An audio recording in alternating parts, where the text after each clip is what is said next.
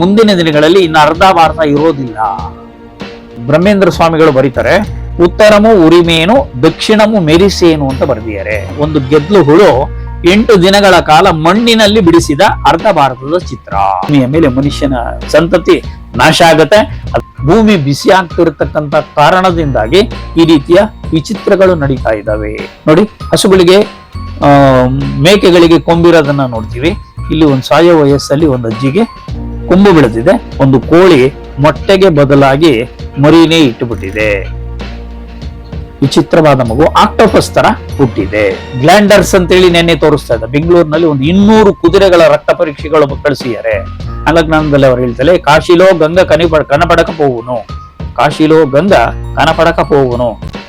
2 ನಾಲಿಗೆ ಇರ್ತಕ್ಕಂಥದ್ದು ವಿಚಿತ್ರ ಅನ್ಸಿದ್ರೆ ಅದಕ್ಕಿಂತ ವಿಚಿತ್ರ ಏನಪ್ಪಾ ಅಂತಂದ್ರೆ 2 ನಾಲಿಗೆಗಳಲ್ಲಿ ಅಟ್ ಎ ಟೈಮ್ ಏಕಕಾಲದಲ್ಲಿ ಒಂದೊಂದರಲ್ಲಿ ಒಂದೊಂದು ಭಾಷೆ ಮಾತಾಡ್ತಾನೆ. ಇದೇ ತರ ವಿನಾಶಕ್ಕೆ ತುತ್ತಾದರೆ ಮುಂದಿನ ದಿನಗಳಲ್ಲಿ ಇನ್ನೂ ನೋಡಬಾರದ ಸಂಗತಿಗಳನ್ನ ನೋಡ್ತೀವಿ.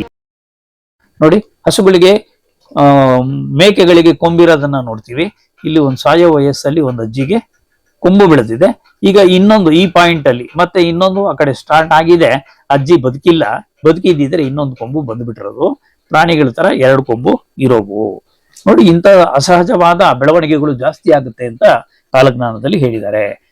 ಕೋಳಿ ಮೊಟ್ಟೆ ಇಡುತ್ತೆ. ಇಟ್ಟ ಮೊಟ್ಟೆಯ ಮೇಲೆ 21 ದಿನ ಕೂತು ಕಾವು ಕೊಟ್ರೆ ಆ ಮೊಟ್ಟೆಗಳೆಲ್ಲ ಮರಿಗಳಾಗಿ ಹೊರಗಡೆ ಬರ್ತಕ್ಕಂಥದ್ದು ಪ್ರಕೃತಿ ಧರ್ಮ. ಆದ್ರೆ ಕೊಲಂಬೋದಲ್ಲಿ, ಮೊನ್ನೆ ಶ್ರೀಲಂಕಾದ ಕೊಲಂಬೋ ನಗರದಲ್ಲಿ ಒಂದು ಕೋಳಿ ಮೊಟ್ಟೆಗೆ ಬದಲಾಗಿ ಮರಿನೇ ಇಟ್ಟುಬಿಟ್ಟಿದೆ. ಇದಕ್ಕೆ ವಿಜ್ಞಾನಿಗಳು ಏನ್ ಹೇಳ್ತಾರೆ ಅಂತಂದ್ರೆ, ಬಿಕಾಸ್ ಆಫ್ ಗ್ಲೋಬಲ್ ವಾರ್ಮಿಂಗ್, ಭೂಮಿ ಬಿಸಿ ಆಗ್ತಿರತಕ್ಕಂತ ಕಾರಣದಿಂದಾಗಿ ಈ ರೀತಿಯ ವಿಚಿತ್ರಗಳು ನಡೀತಾ ಇದ್ದಾವೆ ಅಂತಕ್ಕಂಥ ಮಾತನ್ನ ಹೇಳ್ತಾರೆ. ಇಲ್ಲೊಂದು ಬಹಳ ಇಂಪಾರ್ಟೆಂಟ್ ವಿಷಯವನ್ನ ಹೇಳೋದಕ್ಕೆ ಮುಂಚೆ 1-2 ಕ್ಲಿಪ್ಪಿಂಗ್ಸ್ ಗಳನ್ನ ನಾನು ನಿಮಗೆ ತೋರಿಸ್ಬಿಡ್ತೀನಿ. ಇದು ದೊಡ್ಡಬಳ್ಳಾಪುರದ ಗಂಗಾ ನರ್ಸಿಂಗ್ ಹೋಮ್ ಅಲ್ಲಿ ಜನಿಸಿದ ಒಂದು ವಿಚಿತ್ರವಾದ ಮಗು ಆಕ್ಟೋಪಸ್ ತರ ಹುಟ್ಟಿದೆ. ಆಸ್ಪತ್ರೆಗೆ ನಾನೇ ಭೇಟಿ ಕೊಟ್ಟು ಇದನ್ನ ಇದು ಮಾಡ್ಕೊಂಡು ಬಂದಿದೆ. ಇಲ್ಲೊಂದು ಬ್ರಹ್ಮೇಂದ್ರ ಸ್ವಾಮಿಗಳ ಕಾಲಜ್ಞಾನಕ್ಕೆ ಪೂರಕವಾದ ಒಂದು ಅಂಶವನ್ನ ನಾನು ಇಲ್ಲಿ ಹೇಳೋದಕ್ಕೆ ಇಷ್ಟಪಡ್ತೀನಿ. ಈ ಚಿತ್ರವನ್ನ ಕರೆಕ್ಟ್ ಆಗಿ ಗಮನಿಸಿ ನೋಡಿ. ಯಾವುದೋ ಒಬ್ಬ ವಿದ್ಯಾರ್ಥಿ ಅಪೂರ್ಣಗೊಳಿಸಿದ ಅರ್ಧ ಭಾರತದ ಚಿತ್ರ ಅಂತ ಎಲ್ಲರೂ ಅಂದ್ಬಿಡ್ತಾರೆ. ಯಾವುದೊಬ್ಬ ವಿದ್ಯಾರ್ಥಿ ಅಪೂರ್ಣಗೊಳಿಸಿದ ಅರ್ಧ ಭಾರತದ ಚಿತ್ರ ಅಲ್ಲ ಇದು. ಭದ್ರಾವತಿಯ ಒಬ್ಬ ವ್ಯಕ್ತಿಯ ಮನೆಯ ಗೋಡೆಯ ಮೇಲೆ ಒಂದು ಗೆದ್ಲು ಹುಳು 8 ದಿನಗಳ ಕಾಲ ಮಣ್ಣಿನಲ್ಲಿ ಬಿಡಿಸಿದ ಅರ್ಧ ಭಾರತದ ಚಿತ್ರ. ಅರ್ಧ ಭಾರತದ ಚಿತ್ರವನ್ನ ಬಿಡಿಸಿದ ಈ ಗೆದ್ಲು ಹುಳು ಪೂರ್ತಿ ಭಾರತವನ್ನ ಮಾಡದೆ ಯಾಕೆ ಬಿಟ್ಟಿದೆ ಅಂತಂದ್ರೆ, ಆ ಗೆದ್ಲಿಗೂ ಅರ್ಥ ಆಗೋಗಿದೆ ಮುಂದಿನ ದಿನಗಳಲ್ಲಿ ಇನ್ನು ಅರ್ಧ ಭಾರತ ಇರೋದಿಲ್ಲ, ಅಂದ್ರೆ ಉತ್ತರ ಭಾರತ ಇರೋದಿಲ್ಲ ಅಂತಕ್ಕಂಥ ಮಾತನ್ನ ಅದು ಚಿತ್ರಿಸಿದೆ. ಇದು ವೈಜ್ಞಾನಿಕವಾಗಿ ಇದಕ್ಕೆ ಆನ್ಸರ್ ಬೇಕಾ ನಿಮಗೆ? ಅದರ ಬಗ್ಗೆ ದಾಖಲೆಗಳನ್ನ ನಾನು ನಿಮಗೆ ಕೊಡ್ತೀನಿ. ಅದನ್ನ ಬ್ರಹ್ಮೇಂದ್ರ ಸ್ವಾಮಿಗಳು ಬರೀತಾರೆ, ಉತ್ತರಮು ಉರಿಮೇನು ದಕ್ಷಿಣಮು ಮೆರಿಸೇನು ಅಂತ ಬರೆದಿದ್ದಾರೆ. ಉತ್ತರಮು ಉರಿಮೇನು ದಕ್ಷಿಣಮು ಮೆರಿಸೇನು ಅಂದ್ರೆ ಜಗತ್ತಿನ ಉತ್ತರಾರ್ಧ ಗೋಳದಲ್ಲಿ ಬರ್ತಕ್ಕಂಥ ದೇಶಗಳು ನಾಶಗೊಳ್ತವೆ, ದಕ್ಷಿಣಾರ್ಧ ಗೋಳದಲ್ಲಿ ಬರ್ತಕ್ಕಂಥ ದೇಶಗಳು ಸ್ವಲ್ಪ ಸ್ವಲ್ಪ ಉಳ್ಕೋತವೆ ಅಂತ ಬಂದಾಗ ದಕ್ಷಿಣ ಭಾರತದ ಜನ ಉಳಿತಾರೆ, ಉತ್ತರ ಭಾರತದ ಜನ ಭಾರಿ ಸಂಕಷ್ಟಕ್ಕೆ ಆಗ್ತಾರೆ ಅಂತಕ್ಕಂಥದ್ದು ವೈಜ್ಞಾನಿಕ ಸತ್ಯ. ಮುಂದಿನ ದಿನಗಳಲ್ಲಿ ಹಿಮಾಲಯ ಪರ್ವತದ ಹೊಡೆತ, ಡೆಹರಾಡೂನು ಕಠ್ಮಂಡು ಮಧ್ಯೆ ಸೃಷ್ಟಿಯಾಗಿರ್ತಕ್ಕಂಥ ತೀವ್ರವಾದ ಭೂಕಂಪದ ಕೇಂದ್ರ ಬಿಂದು ಏನ್ ರೆಡಿ ಇದೆ, ಅದು ಭೂಕಂಪಕ್ಕೆ ತುತ್ತಾದರೆ ರಿಕ್ಟರ್ ಮಾಪಕದಲ್ಲಿ 8.9 ತೀವ್ರತೆಯ ಭೂಕಂಪನ ಅತಿ ಶೀಘ್ರದಲ್ಲಿ ಸಂಭವಿಸುತ್ತೆ. ಆಗ ಉತ್ತರ ಭಾರತ ಅಲ್ಲೋಲ ಕಲ್ಲೋಲ ಆಗುತ್ತೆ. ಸುನಾಮಿಗಳು, ಚಂಡಮಾರುತಗಳು, ಭಯಾನಕ ಯುದ್ಧಗಳ ಪರಿಣಾಮ ಉತ್ತರ ನಾಶ ಆಗುತ್ತೆ ಅಂತಕ್ಕಂಥದ್ದು ವೈಜ್ಞಾನಿಕ ಸತ್ಯ. ಅದಕ್ಕೆ ಅವ್ರು ಹೇಳ್ತಾರೆ, ಉತ್ತರಮು ಉರಿಮೇನು ದಕ್ಷಿಣಮು ಮೆರಿಸೇನು ಅಂತಕ್ಕಂಥ ಮಾತನ್ನು ಕೂಡ ಹೇಳ್ಕೊಂಡು ಹೋಗಿದ್ದಾರೆ. ಸರ್, ನೀರು ಆವರಿಸ್ಕೊಳ್ಳುತ್ತೆ. ತೀವ್ರವಾದ ಭೂಕಂಪನಗಳಿಂದ ಅಪಾರ ಪ್ರಮಾಣದಲ್ಲಿ ಜನಸಂಖ್ಯೆ ಸಾಯ್ತಾರೆ. ತೀವ್ರವಾದ ಭಯಂಕರವಾದ ವೈರಸ್ಗಳ ಹಾವಳಿ ಬರುತ್ತೆ. ಗ್ಲ್ಯಾಂಡರ್ಸ್ ಅಂತೇಳಿ ನೆನ್ನೆ ತೋರಿಸ್ತಾ ಇದ್ದ ಬೆಂಗಳೂರಿನಲ್ಲಿ ಒಂದು 200 ಕುದುರೆಗಳ ರಕ್ತ ಪರೀಕ್ಷೆಗಳು ಕಳಿಸಿದ್ದಾರೆ. ಆ ಗ್ಲ್ಯಾಂಡರ್ಸ್ ಅಂತಕ್ಕಂಥ ಒಂದು ಕಾಯಿಲೆ ಈಗಾಗಲೇ ಕಾಲಿಡ್ತಾ ಇದೆ.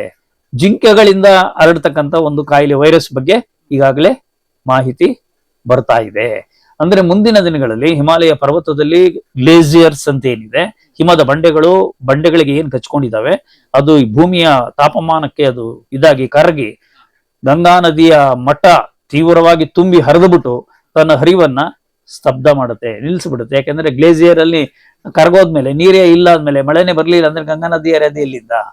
ಅದಕ್ಕೆ ಕಾಲಜ್ಞಾನದಲ್ಲಿ ಅವ್ರು ಹೇಳ್ತಾರೆ, ಕಾಶಿಲೋ ಗಂಗಾ ಕನಪಡಕ ಪೋವುನು, ಕಾಶಿಲೋ ಗಂಗಾ ಕನಪಡಕ ಪೋವುನು, ಕಾಶಿಯಲ್ಲಿ ಗಂಗೆ ಕಣ್ಮರೆ ಆಗ್ತಾಳೆ, ಕಾಶಿಲೋ ಗಂಗಾ ಅಡಗಂಟಿ ಪೋವುನು, ಕಾಶಿಯಲ್ಲಿ ಗಂಗೆ ನೆಲ ಕಚ್ಚಿಬಿಡ್ತಾಳೆ ಅಂತಕ್ಕಂಥ ಅವರ ವಚನಗಳು ಇವತ್ತು ವೈಜ್ಞಾನಿಕವಾಗಿ ಘಟಿಸ್ತಾ ಇದೆ. ಆ ನೀರಿನ ಬಗ್ಗೆ ಮಗದೊಂದರ ಬಗ್ಗೆ ಇನ್ನೂ ಬಹಳಷ್ಟು ವಿಡಿಯೋಗಳನ್ನ ನಾವು ಮಾಡಬೇಕಾಗತ್ತೆ. ಜನಕ್ಕೆ ನಾವು ಪ್ರಪಂಚದಲ್ಲಿ ಪ್ರಕೃತಿ ಕೊಟ್ಟಿರ್ತಕ್ಕಂಥ ಸಂಪನ್ಮೂಲಗಳನ್ನ ನಾವು ಹಾಳು ಮಾಡದೆ ಇತಿಮಿತಿಗಳಲ್ಲಿ ಬಳಸಿ ಅದನ್ನ ಇದಿಟ್ಕೊಂಡ್ರೆ ಮಾತ್ರ ನಾವು ಮುಂದಿನ ದಿನಗಳಲ್ಲಿ ಸರ್ವೈವಲ್ ಆಗಕ್ ಸಾಧ್ಯ.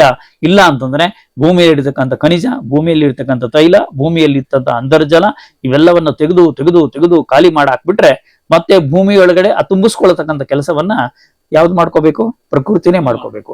ಮನುಷ್ಯ ಏನ್ ಮಾಡಬಲ್ಲ? ಕಾಡು ಬೆಳೆಸಬಲ್ಲ, ಭೂಮಿಯಲ್ಲಿ ಅಂತರ್ಜಲವನ್ನ ಹೆಚ್ಚಿಸ್ತಕ್ಕಂಥ ಪ್ರಯತ್ನ ಮಾಡಬಲ್ಲ, ಅವೆರಡರಲ್ಲಿ ಸಕ್ಸಸ್ ಆಗಬಲ್ಲ. ಆದ್ರೆ ಭೂಮಿಯಲ್ಲಿ ಇರ್ತಕ್ಕಂಥ ಪೆಟ್ರೋಲು, ಭೂಮಿಯಲ್ಲಿ ತೆಗೆದಂತ ಕಲ್ಲಿದ್ದಲು, ಭೂಮಿಯಲ್ಲಿ ತೆಗೆದಂತ ಖನಿಜಗಳನ್ನ ತುಂಬಾ ಕಿವನ್ ಕೈಯಿಂದ ಸಾಧ್ಯ ಇಲ್ಲ. ಅದು ಪ್ರಕೃತಿನೇ ಮಾಡ್ಕೋಬೇಕು. ಆ ಪ್ರಕೃತಿ ಕೆಲಸ ಅದು ಮಾಡ್ಕೊಳ್ಳೋ ಕೆಲಸವನ್ನ ಮಾಡಿದಾಗ ಮನುಷ್ಯ ಪ್ರಪಂಚದ ಭೂಮಿಯ ಮೇಲೆ ಮನುಷ್ಯನ ಸಂತತಿ ನಾಶ ಆಗತ್ತೆ. ಅದರ ಬಗ್ಗೆ ಮುಂದಿನ ಎಪಿಸೋಡ್ ಅಲ್ಲಿ ಗಂಭೀರವಾಗಿ ಮಾತಾಡ್ತೀನಿ. ಅಸಹಜತೆ, ಸಹಜತೆಯ ಜೊತೆಯಲ್ಲೇ ಅಸಹಜತೆ ಅಂತಕ್ಕಂಥದ್ದು ತಾಂಡವವಾಡುತ್ತೆ ಅಂತ ಹೇಳ್ತಾರೆ. ನಿಮ್ಗೆ ಕಣ್ಣೆಷ್ಟಿದೆ? ಎರಡಿದೆ. ಮೂಗು, ಬಾಯಿ ಒಂದು, ನಾಲಿಗೆ ಒಂದು. ನೋಡ್ರಿ, ಸಹಜವಾಗಿರ್ಬೇಕಾದ ಒಂದು ನಾಲಿಗೆಯ ಜೊತೆಯಲ್ಲಿ ಜಾಗದಲ್ಲಿ ಇವತ್ತು ಎರಡು ನಾಲಿಗೆಗಳನ್ನ ಹೊಂದಿರತಕ್ಕಂತ ಒಬ್ಬ ವಿಚಿತ್ರವಾದ ಮನುಷ್ಯ. ಎರಡು ನಾಲಿಗೆ ಇರ್ತಕ್ಕಂಥದ್ದು ವಿಚಿತ್ರ ಅನ್ಸಿದ್ರೆ ಅದಕ್ಕಿಂತ ವಿಚಿತ್ರ ಏನಪ್ಪಾ ಅಂತಂದ್ರೆ, ಎರಡು ನಾಲಿಗೆಗಳಲ್ಲಿ ಅಟ್ ಎ ಟೈಮ್ ಏಕಕಾಲದಲ್ಲಿ ಒಂದೊಂದರಲ್ಲಿ ಒಂದೊಂದು ಭಾಷೆ ಮಾತಾಡ್ತಾನೆ, ಒಂದರಲ್ಲಿ ಹಿಂದಿ, ಒಂದರಲ್ಲಿ ಇಂಗ್ಲಿಷ್ ಮಾತಾಡ್ತಾನೆ, ವಿಚಾರ ಮಾತ್ರ ಒಂದೇ ಮಾತಾಡ್ತಾನೆ. ಸೊ ಹಿಂದಿಲಿ ಕೇಳಿಸ್ಕೋಬಹುದು, ಇಂಗ್ಲಿಷಲ್ಲಿ ಕೇಳಿಸ್ಕೊಳ್ಳೋರು ಇಂಗ್ಲಿಷಲ್ಲಿ ಕೇಳಿಸ್ಕೋಬಹುದು. ಟ್ರಾನ್ಸ್ಲೇಷನ್ ಮಾಡೋದು ಅವಶ್ಯಕತೆನೇ ಇಲ್ಲ. ಇದು ಇವನು ಅಮೆರಿಕಾದಲ್ಲಿದ್ದಾನೆ, ಫಿಲಿಪ್ಸ್ ಡೆವೂನ್ ಅಂತ ಇವನ ಹೆಸರು. ಇವನ ಡಿಟೈಲ್ ಕನ್ನಡದಲ್ಲೂ ಇದೆ, ಇದು ತೆಲುಗು ಲೇಖನದಲ್ಲಿ ಬರೆದಿದ್ದಾರೆ. ಇದರ ಡೀಟೇಲ್ಸ್ ಸಂಪೂರ್ಣ ಮಾಹಿತಿ ಇದೆ. ಈ ತರದ ವಿಚಿತ್ರ ವಿಸ್ಮಯಗಳ ಕ್ಲಿಪ್ಪಿಂಗ್ಸ್ಗಳು ಅಗಾಧ ಪ್ರಮಾಣದಲ್ಲಿದೆ. ಇವೆಲ್ಲ ಯಾಕೆ ಸಂಭವಿಸ್ತಾ ಇದ್ದಾವೆ ಅಂತ ನಾವು ತಗೊಂಡ್ರೆ, ಇವತ್ತಿನ ಪೊಲ್ಯೂಷನ್ ಆಗಿರ್ತಕ್ಕಂಥ ಗಾಳಿ, ನೀರು, ಆಹಾರ ಇಂಥದ್ದು ಎಲ್ಲದರ ಸೇವನೆಗಳ ಕಾರಣದಿಂದಾಗಿ ಇವತ್ತು ಏನೇನು ವ್ಯತ್ಯಾಸಗಳಾಗ್ತಾ ಇದ್ದಾವೆ ಅಂತ ತಗೊಂಡ್ಬಿಟ್ರೆ, ಪರಿಸರ ಇದೇ ತರ ವಿನಾಶಕ್ಕೆ ತುತ್ತಾದರೆ ಮುಂದಿನ ದಿನಗಳಲ್ಲಿ ಇನ್ನೂ ನೋಡಬಾರದ ಸಂಗತಿಗಳನ್ನ ನೋಡ್ತೀವಿ ಅಂತಕ್ಕಂಥದ್ದು ಖಂಡಿತ ಸತ್ಯ.